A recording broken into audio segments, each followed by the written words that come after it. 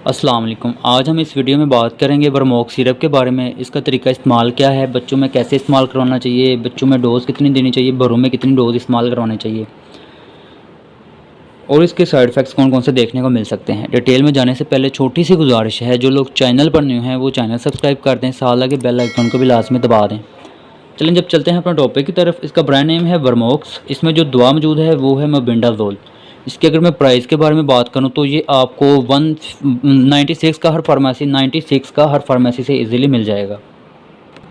वर्मोक syrup है क्या?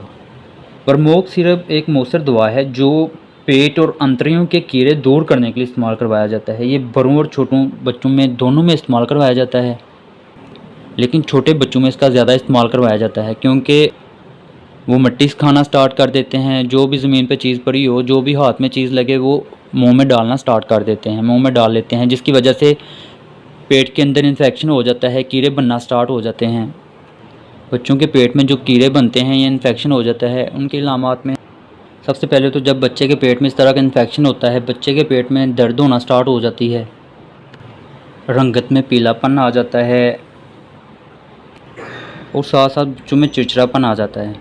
अगर तो बच्चों के पेट में कीड़े ज़्यादा हो जाएं तो ये अंतड़ियों के अंदर, पेट के अंदर जो अंतड़ियाँ हैं उनके अंदर जो है वो सोजिश कर देते हैं, जिसकी वजह से बच्चों को उल्टी मतली हो सकती है या खून आना भी स्टार्ट हो सकता है। इस तरह के कुछ अलामात देखने को मिल सकते हैं। अब बात करते हैं इसकी डोज़ के बारे में। जिन बच्चों की 2 से 12 साल उम्र है उनको आप 5 मिलीमीटर यानी 5 मिलीलीटर यानी कि आप एक चम्मच जो है वो सुबह शाम इस्तेमाल करवा सकते हैं 3 दिन।